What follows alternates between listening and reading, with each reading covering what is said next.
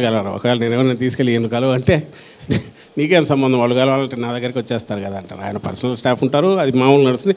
ఇది దాన్ని ఏమంటారు, ఏదో ఒక రాయి వేయాలి, కొట్టాలి. జగన్మోహన్ రెడ్డి గారికి మనం గమనిస్తుంటాం, ఎవరైనా బాగా సెల్ఫ్ మేడ్ అయిపోయి శక్తివంతంగా అంటే ఒప్పుకోవడానికి ఇష్టపడరు ప్రపంచం. ఎవరి వల్ల అదిగా నేను ముందే అనుకునే వీడికి లక్క కలిసి వచ్చింది, లేకపోతే అదిగా పక్కన ఉన్నందువల్ల ఎట్లయింది, ఆ పెళ్ళి అయినప్పటి నుంచి బాగా జరిగింది, లేదా ఏదో ఒకటి చెప్పాలి తప్ప ఆయన సొంత శక్తి మీద వచ్చినాడు అనడాన్ని ఒప్పుకోవడానికి చాలామంది ఇష్టపడరు, నచ్చదు. మీరు అత్యంత శక్తివంతులు వైసీపీలో, మీ ఆఫీస్ నుంచి ఆదేశాలు వెళ్ళందే ఎమ్మెల్యేలు, మంత్రులు, ఎంపీలు కాలు కూడా కదపరని అదే చెప్తున్నా కదా. ఇందులో భాగమే, ఇందులో ఒక్కరే ఉన్నారు, ఒకరే జగన్మోహన్ రెడ్డి గారు. మిగిలిన వాళ్ళందరూ ఎగ్జిక్యూట్ చేసేవాళ్ళం, సపోర్టింగ్ సిస్టమ్స్ మేమన్నీ. దాంట్లో నేను ఎంతవరకు ఉంటే, నేను అంతకుముందు ప్రొఫెషన్లో అయినా అంతే, ఇప్పుడైనా అంతే, పూర్తి ఇన్వాల్వ్ అవుతాం.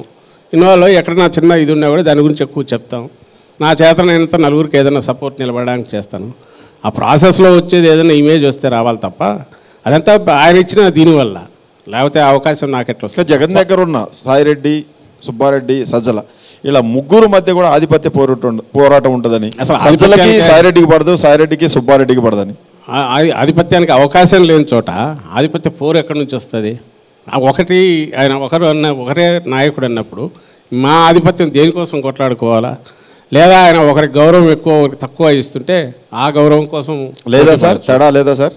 లేదు, అసలు లేదు. సాయిరెడ్డి గారు నెల్లూరు నుంచి ఎంపీగా పోటీ చేస్తున్నారు, సుబ్బారెడ్డి గారు రాజ్యసభకి వెళ్ళారు, సజ్జల గారు ఎక్కడికి వెళ్తారని మీరే అన్నారు కదా, సకల శాఖల మంత్రి మొత్తం అన్నిటికీ నువ్వే ఉన్నావు కదా, షాడో సీఎం అన్నారు, ఇవన్నారు.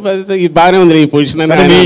మీ అంచనాలు తప్పైపోయి ఎట్లా మీరు గెలుస్తా ఉన్న మీ అంచనాలు తప్పైతే కూటమికి ఫస్ట్ టార్గెట్ సజ్జలు అవుతారేమో.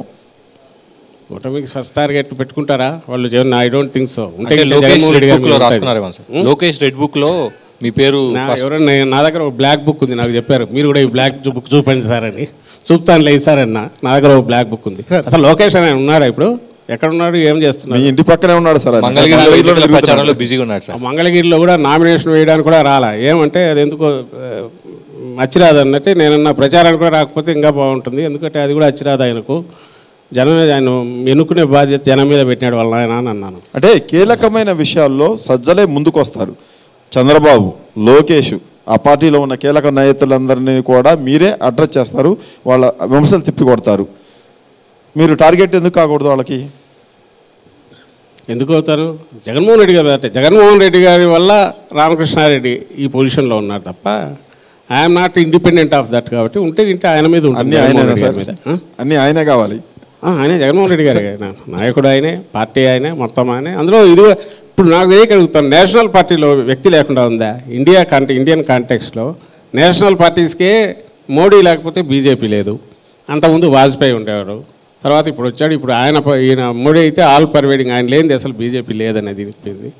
అలాగే ఫస్ట్ ఫ్యామిలీ అని కాంగ్రెస్లో వాళ్ళు ఇప్పటికీ ఎంత చెడ్డ ఎంత ఇదైనా అదే వాళ్ళే ఉన్నారు.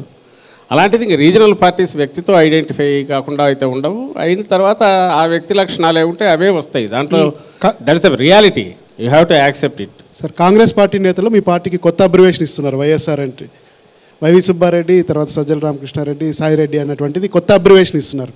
అంటే దీన్ని ఎలా చూస్తారు సార్? యాక్చువల్గా మీ ముగ్గురు పైన వస్తున్నటువంటి ఆరోపణలకు సంబంధించి వాళ్ళు ఇప్పుడు చంద్రబాబు ఏమంటున్నారో అదే కాంగ్రెస్ వాళ్ళు అంటున్నారు. అద్దెకు తీసుకున్న పార్టీ అక్కడ ఆ స్టేట్లో, ఏపీలో ఇంతప్పటికీ. సో ఏపీలో ఎప్పుడైతే దాన్ని అద్దెకు తీసుకున్నారో చంద్రబాబు అంటున్నాం, ఆయన అదే అంటున్నాడు కదా. ఆయన ఇంకా 2 పేర్లు చేరుస్తాడు దానికి, పెద్దిరెడ్డి ఒకటి, ఇంకోటి మిథున్ రెడ్డి, ఇట్లాంటి చేరుస్తాడు. ఇక్కడ వైఎస్ఆర్ ఇది సరిపోయింది కదా అని పెట్టారు.